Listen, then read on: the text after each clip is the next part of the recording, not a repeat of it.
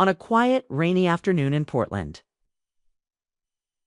Madison Carter was closing up her art studio when she saw a familiar face outside the window.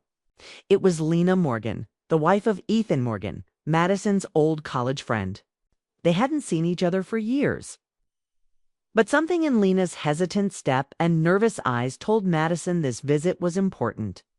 Lena walked inside holding a folded photo of one of Madison's paintings, a woman standing alone in fading light, her face full of longing.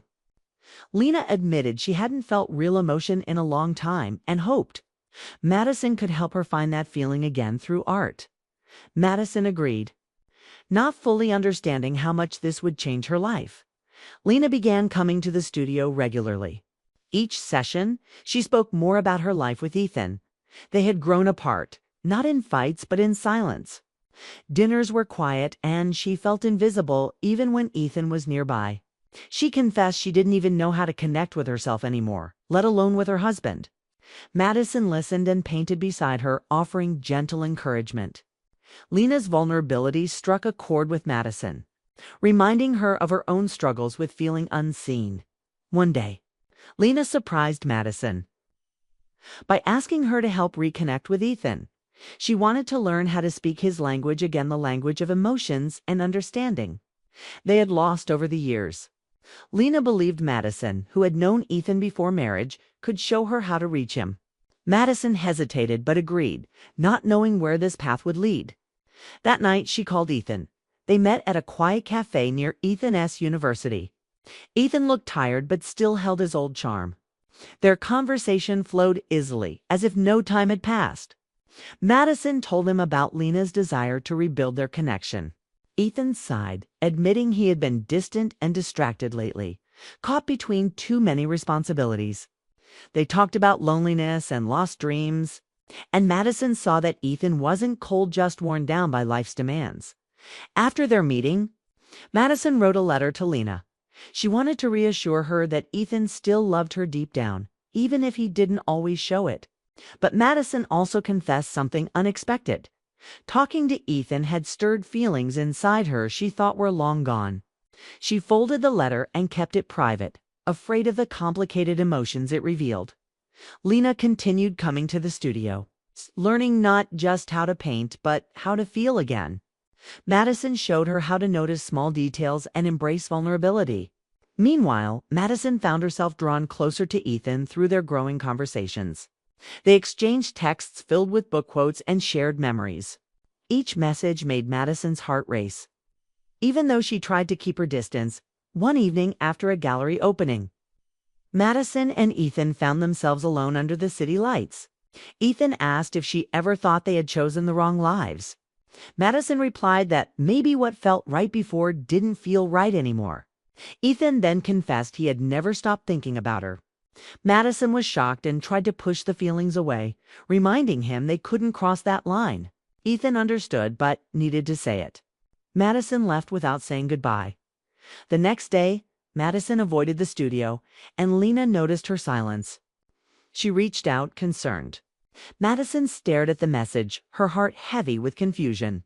She had promised to help Lena heal her marriage, but her own feelings were pulling her in a different direction. The boundaries between friendship, love, and longing were starting to blur, and Madison wasn't sure where this journey would end.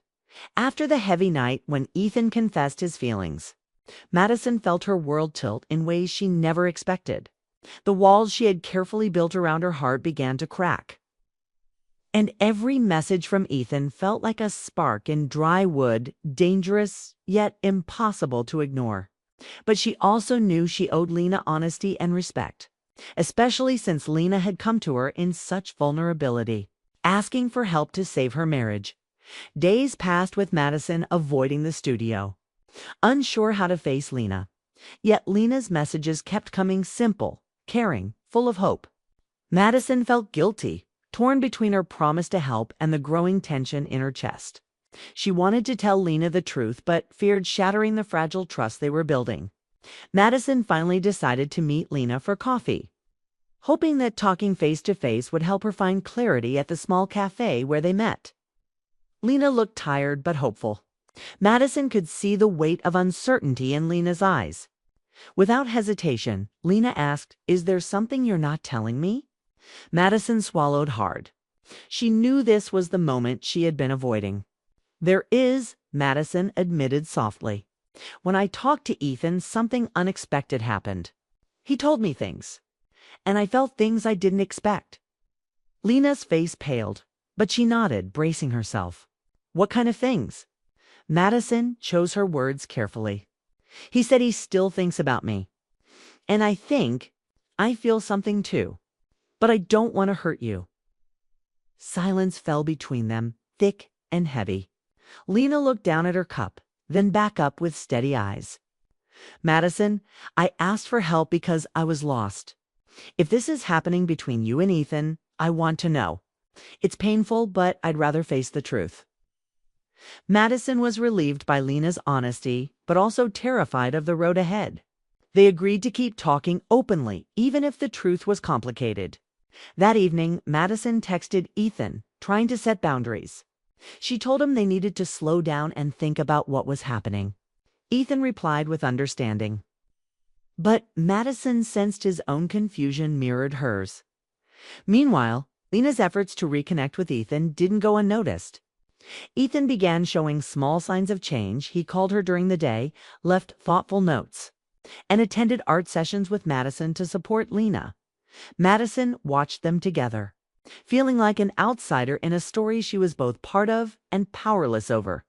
One afternoon, Lena invited Madison to join them at a park picnic. It was a chance for all three to spend time together, and Madison agreed despite her inner turmoil. The day was sunny, the kind that lifts spirits and softens hearts. They talked, laughed, and shared memories. For a moment, it seemed like the broken pieces might fit together again. But under the surface, the tension remained. Madison caught Ethan's lingering looks, moments when his smile faltered and his eyes searched hers. She reminded herself to stay distant, but every glance made her heart ache. Later that night, Madison lay awake, replaying every word and glance, wondering how much longer she could keep her feelings hidden then. An unexpected call changed everything. Ethan called Madison late one evening. His voice was low, weary. "I don't know what to do, Madison. Lena and we're trying, but I keep thinking about you. It's tearing me apart." Madison's breath caught. She wanted to tell him to stop, to focus on his marriage. But the raw honesty in his voice made her hesitate. "I don't want to hurt anyone," Madison said quietly. "But we can't pretend this isn't happening." They talked long into the night, sharing fears and regrets, knowing the road ahead was uncertain and painful. Days later, Madison found herself alone in the studio, staring at the half-finished painting Lena had been working on. It was a portrait of a woman looking toward a fading horizon full of hope and sorrow. Madison felt the weight of their story in that image, the longing to heal and the risk of breaking apart. Lena came in unexpectedly, her eyes red from crying. "I know about you and Ethan," she said softly. Madison didn't deny it. They sat together in silence, the distance between them filled with complicated emotions: betrayal, sadness, but also understanding. Lena took a deep breath. "I asked for help because I was scared to lose him. But maybe what I need is to find myself first. I don't want to lose either of you, but I can't keep living in fear." Madison nodded, tears welling up. "I want to help you, Lena, not just with art, but with healing. For you to find strength no matter what happens." They agreed to take a step back from Ethan, giving space to figure things out honestly. Madison knew this was just the beginning of a long journey for all three of them. In the weeks that followed, Madison focused on teaching Lena to see the world through new eyes, finding beauty in small moments, courage in vulnerability. Lena blossomed, rediscovering parts of herself she had forgotten. Ethan, meanwhile, struggled with his own feelings, torn between old love and new possibilities. Madison realized that sometimes love isn't about possession or perfect endings. Sometimes it's about honesty, pain, and growth even when the path isn't clear. One afternoon, as the sun set over the city, Madison received a message from Ethan. "Thank you for being honest. Whatever happens, I'm grateful you're in my life." Madison smiled, knowing that whatever came next, she had chosen truth. And sometimes that was the most beautiful lesson of all. After the quiet, honest talk with David, Emily felt a strange calm settle over her. It wasn't relief or joy. It was something more complicated. The kind of calm that comes from knowing the truth, even if it's hard. David left for a few days on another business trip. This time, Emily didn't feel lonely. She felt free. Free to think, to breathe, to figure out who she really was without the weight of pretending. She and Ryan kept meeting, but it wasn't rushed or forced. There was no need. They shared their days, their hopes, and their fears in easy conversations over coffee. Long walks and quiet dinners. Ryan was patient with her. He didn't push for more than she was ready to give. And Emily liked that. She liked feeling seen, but on her own terms. One afternoon, Ryan invited her to a photography exhibit he was helping organize. It was small but beautiful portraits of real people caught in moments of truth. As they walked through the gallery, Emily stopped in front of a photograph of a woman standing alone on a cliff, looking out over the ocean. The wind pulled at her hair and dress. "She looks strong," Emily said. Ryan nodded, and a little scared. Emily smiled softly. "That's how I feel sometimes." Ryan looked at her with understanding. "It's okay to be scared. It means you're alive." That night, Emily went home and sat at her painting desk. She opened her brushes and started to work. This time, the colors were bright and bold. The strokes were confident. She painted a woman standing at a cliff's edge, hair flying in the wind. Eyes full of hope and fear all at once. She didn't think about David or Ryan. She thought about herself. David called her the next day. His voice was quieter than usual. Double quotes, "Emily, can we talk?" "Really? Talk?" She agreed. They met at a small cafe near her house. No pressure, no expectations, just two people trying to understand what was next. "I've been thinking a lot," David said. "About us. About what we want." Emily nodded. "Me too. I don't want to hold you back," he said. "If you need space, time, or something else, I want you to have it." Emily took a deep breath. "I don't know what I need yet." "Neither do I," he replied. "But I want us both to be happy, even if that means apart." It was one of the hardest things Emily had ever heard, but it was also the kindest. They smiled at each other, a smile full of understanding and sadness. They weren't enemies, just two people who had loved, grown apart, and were learning to let go. Emily's relationship with Ryan grew slowly, naturally. They didn't rush into labels or promises.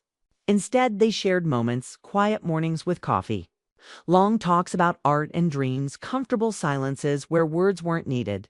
One evening, Ryan took her to a quiet beach just outside the city. The sky was painted with colors of sunset, pinks, oranges, and deep blues.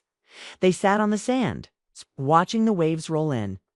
Emily felt peaceful in a way she hadn't in years. Ryan turned to her. "I don't want to rush anything," he said, "but I want to be here for you, if you'll let me."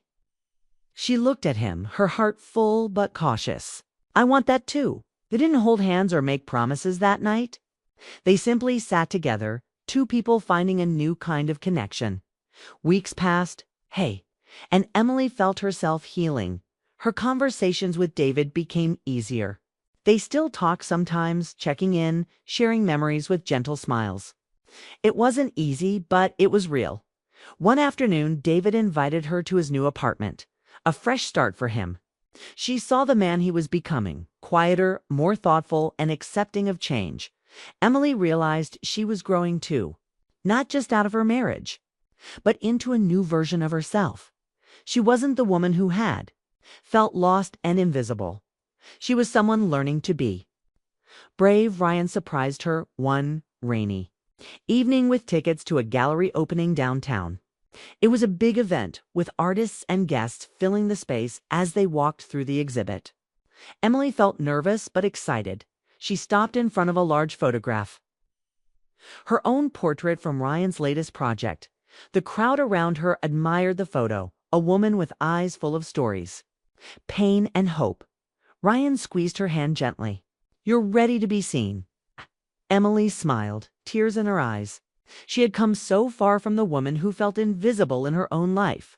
Later that night, as they left the gallery, Ryan looked at her and said softly, "Whatever happens next, I want you to know I'm here. For you, not to replace the past, but to share the future." Emily felt warmth spread through her. "Thank you," she said, "for being patient, for understanding." We stood together under the city lights, two people ready to face what life would bring, together or apart. One Sunday morning, Emily received a message from David. "I met someone. I want you to know, no matter what, I hope you find happiness." Emily read the words slowly. It felt like a closing chapter and a new beginning all at once. She replied simply, "Thank you. I wish you the same."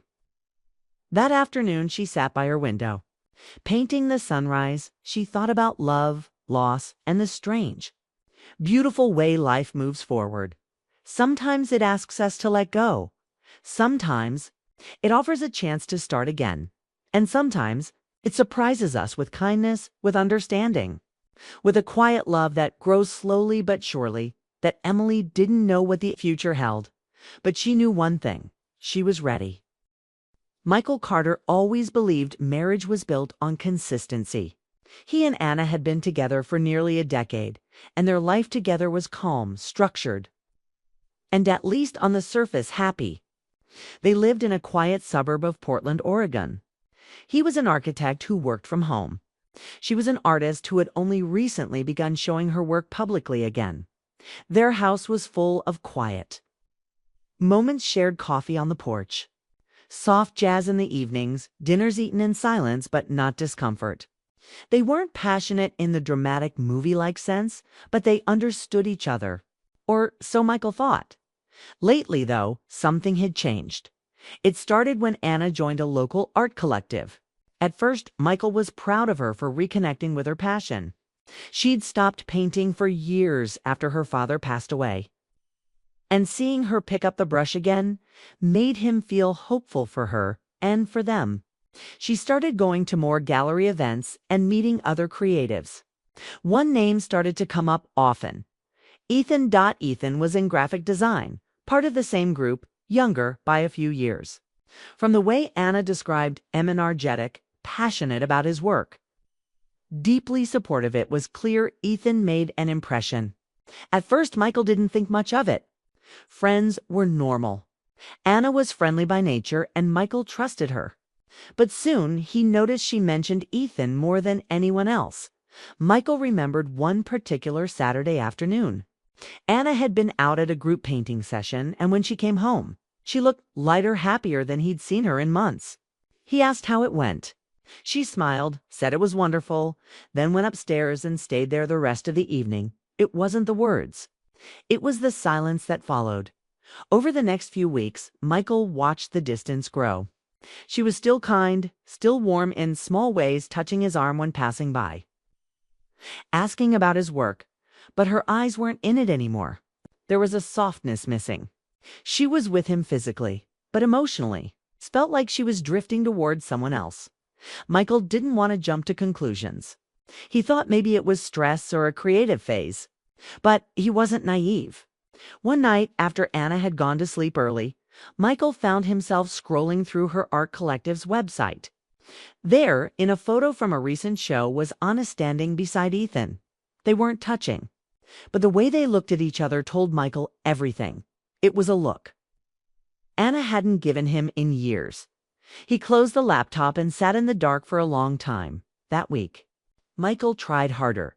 He cooked dinner twice, picked up flowers on a Tuesday just because, and suggested they take a weekend trip to the coast like they used to. Anna smiled and thanked him, but there was a hesitation in her eyes. Her responses were polite, appreciative even, but not full of love. Not the kind they once shared. One Thursday evening, as Michael was doing the dishes, Anna came into the kitchen and leaned against the counter. She watched him for a moment, then said softly, "We haven't really talked lately." He turned to face her, wiping his hands on a towel. I know. I've been feeling confused, she said. Not about you. About me. About everything. Michael nodded slowly. Is there someone else? She hesitated. I haven't done anything. But yes, I've connected with someone. It wasn't intentional. It just happened. Michael felt the breath leave his chest, but he didn't raise his voice. He didn't accuse or beg. Instead, he asked, do you love him? She looked down. I don't know. It's not like that. Not yet. But he sees me. He inspires me. I feel alive around him. That was the moment Michael understood. This wasn't about betrayal. It was about absence. An emotional absence that had quietly grown between them, unnoticed until someone else filled the space. They stood in silence for a while. The house felt bigger than usual. Colder. I love you, Michael, Anna whispered. But I don't feel the same way I used to. I know, he replied. I've felt it too. He didn't sleep much that night. Instead, he lay awake beside her, thinking about the life they'd built, the memories. The quiet mornings, the late-night talks, the laughter that used to echo through their walls. None of it felt false. But he realized something painful. Just because something was good once doesn't mean it's meant to last forever. He knew what was coming. He could fight it, argue, beg her to stay. But what good would that do? Love shouldn't be a cage. And if Anna was already halfway gone, holding on would only make things worse.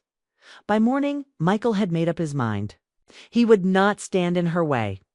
If she truly believed this connection with Ethan was something real, something she needed to explore, he wouldn't stop her. Not out of weakness, but out of love. The morning after their quiet conversation, Michael sat at the kitchen table with a cup of black coffee, watching the steam rise and disappear. Anna hadn't come downstairs yet. He had barely slept, but he wasn't angry. He wasn't even confused anymore. He was just tired, not of her, but of pretending things were fine. When she finally walked in, her steps were slow, unsure. Her eyes searched his face, probably expecting confrontation or maybe a painful silence.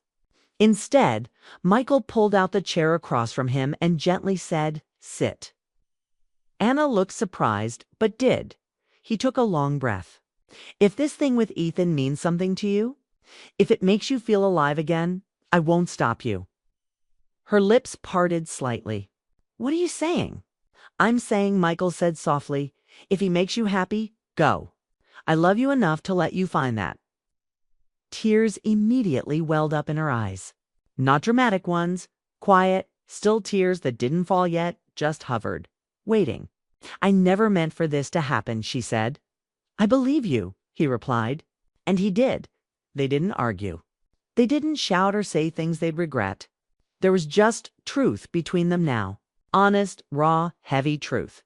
Michael explained that while he still loved her, Kay could see that she had emotionally outgrown the version of their life that once felt so certain. And maybe, in a way, he had to. Anna nodded, wiping her cheek with her sleeve. What does this mean for us? Michael looked down at his hands. It means we give each other space. It means you figure out what this really is with him. And I take time to figure out who I am without you. It wasn't about giving permission. It wasn't about letting her do anything.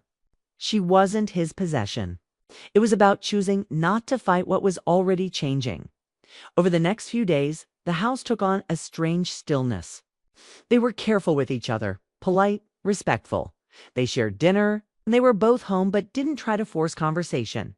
There was no anger, just the quiet grief of a love that was slowly transforming into something else. Something more like friendship. Maybe even gratitude. Anna didn't run to Ethan. She took time, just like Michael asked her to. She didn't bring him to the house, didn't mention him unless asked. And Michael didn't ask often.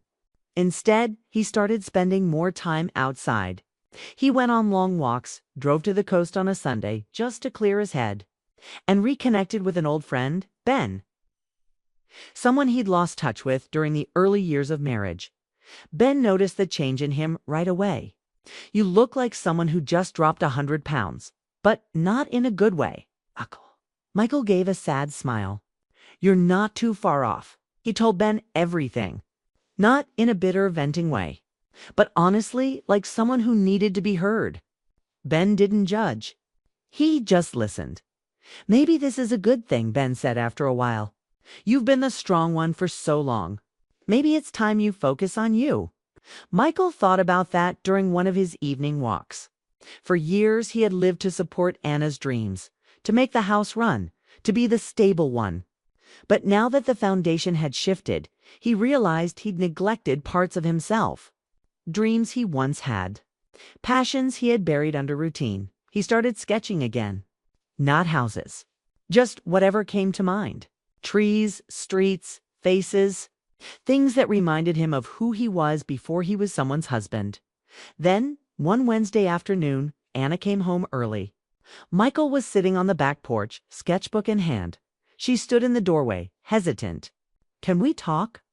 He nodded, and she sat beside him. I saw Ethan again, she said. Not for anything serious. We just talked. He's kind. He listens. And he sees me in a way that reminds me of how I used to see myself. Michael closed his sketchbook. And I don't know what it means yet, she said honestly. But I think I need to keep figuring it out. He looked at her, really looked. She seemed lighter, braver, and strangely, he wasn't jealous. Maybe because deep down, he knew it wasn't about Ethan. It was about her learning how to feel alive again. I want that for you, he said. Truly. Anna looked down, blinking away tears. What about you? He smiled gently. I'm figuring that out too. That evening, they agreed on something big. Anna would move in with a friend for a few weeks. Not a full separation, not yet. Just space, time, respect for each other's need to grow. Individually, as she packed a small bag that night, Michael sat on the couch, holding a mug of tea she had made him. The house already felt different, emptier, but also honest. Finally, honest. Before leaving, Anna paused in the doorway. No matter what happens, I need you to know.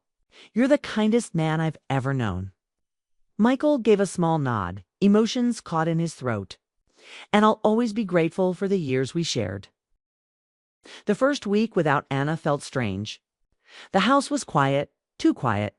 Michael would catch himself pouring 2 cups of coffee only to remember she wasn't there. Her favorite mug still sat on the shelf. Her slippers were still by the bedroom door. Even though she had only packed a small bag, the house felt emptier than ever. But strangely, he didn't feel broken. He felt still, like someone watching the first calm after a long storm. Michael began to fill his days with new habits. He joined a weekend hiking group through an app and started walking with strangers who became fast acquaintances. On those hikes, he talked more than he had in years. Not about Anna, not directly, but about life. Regrets, career, dreams he had shelved. He even admitted to one hiker, a retired teacher named Greg, that he had no idea who he was outside of being Anna's husband. Greg had smiled and said, "Then you've got the best kind of freedom, a blank page." Michael held on to that idea, a blank page. Meanwhile, Anna texted sometimes. Short messages, kind, respectful. She wasn't pushing or avoiding. She was giving him space while she took her own. From what Michael could tell, she was spending more time at the studio, focusing on her work. She mentioned Ethan once, just in passing. Michael didn't ask questions. He didn't want to be the man who waited around hoping she would change her mind. He wanted to be the man who changed his life regardless of what she chose. One afternoon, while reorganizing the attic, Michael found a box he hadn't opened in years.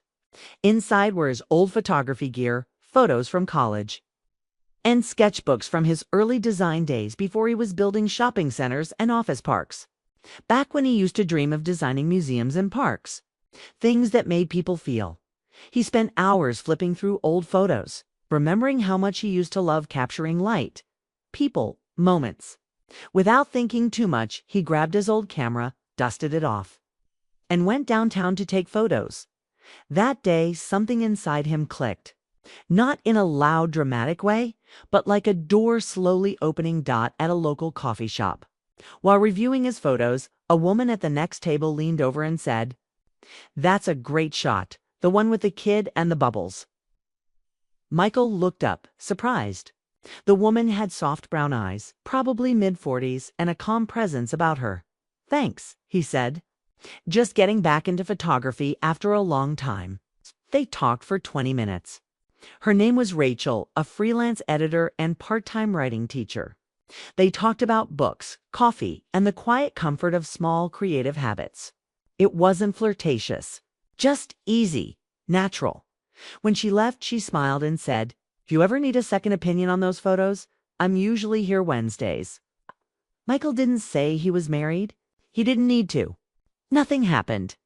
But when he walked home, he realized something. He didn't feel guilty. He felt alive. Later that week, Anna asked if they could meet. She didn't say why, just that she wanted to talk. They met at a small diner they used to visit when they were dating. When Michael arrived, she was already there, looking out the window. She looked calm, but her hands fidgeted slightly. "Thanks for coming," she said. Michael smiled. "Of course." They made small talk for a bit, how work was going, a funny story about a neighbor. Then she got quiet. "I wanted to tell you something," she said carefully. "Ethan and we've decided not to pursue anything serious. Khan mightn't react." He just waited. "I realized," she continued, "that what I was looking for in him wasn't about him. It was about what I felt I'd lost. And I thought someone new would fill that space. But it doesn't work that way." Michael nodded slowly. "I understand." "I needed the space to see clearly," she said. "And now I do. And I don't expect anything from you, Michael. I just needed you to know." They sat quietly after that. No one rushed. There were no big declarations, no begging to start over.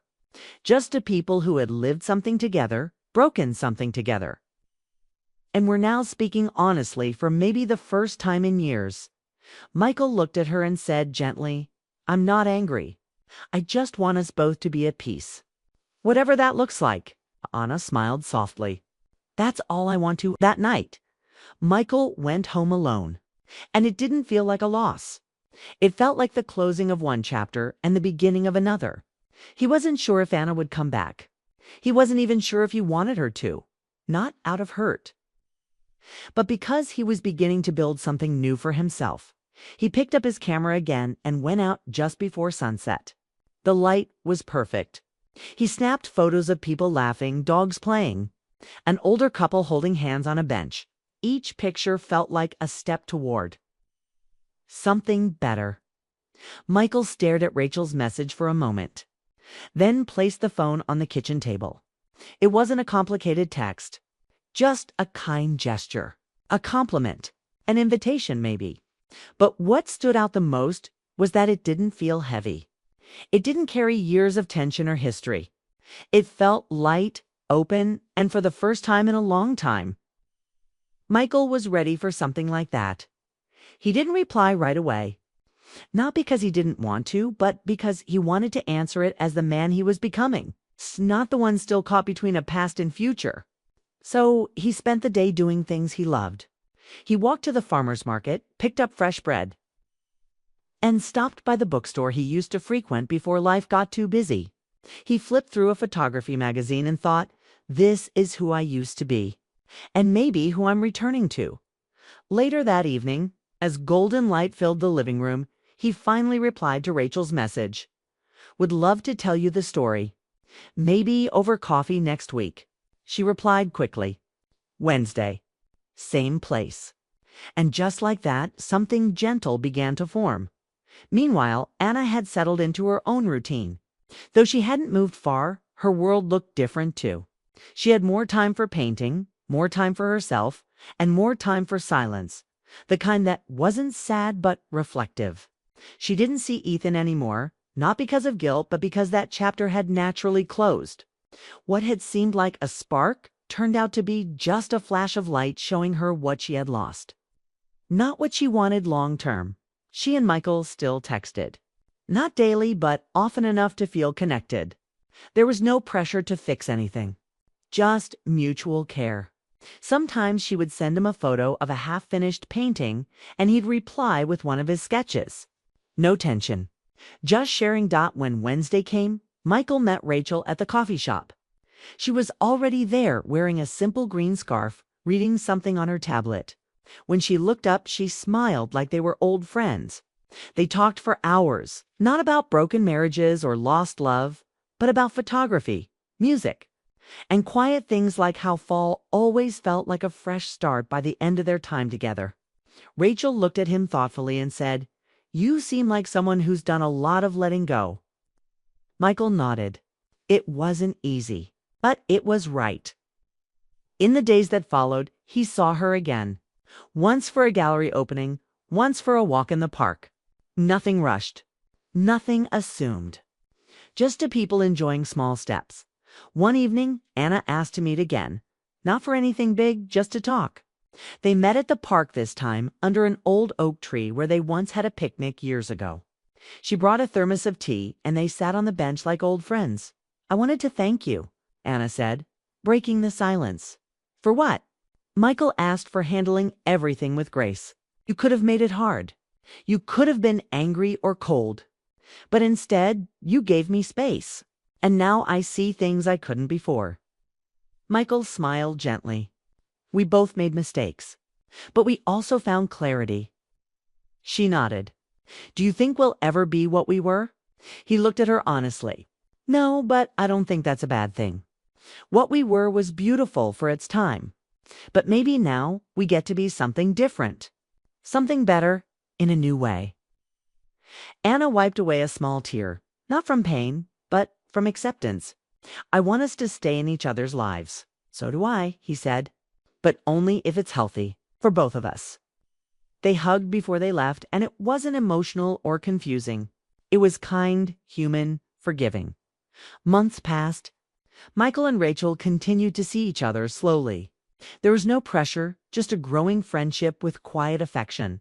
He didn't rush to label anything. He just let it grow. Anna eventually moved to a small art loft downtown. She held her first show in spring. Michael came and stood quietly in the back, smiling as she greeted guests with confidence. When their eyes met, they exchanged a small nod. A silent thank you. In the end, Michael didn't lose his wife. He let go of a version of her that no longer existed, and in doing so, found a better version of himself.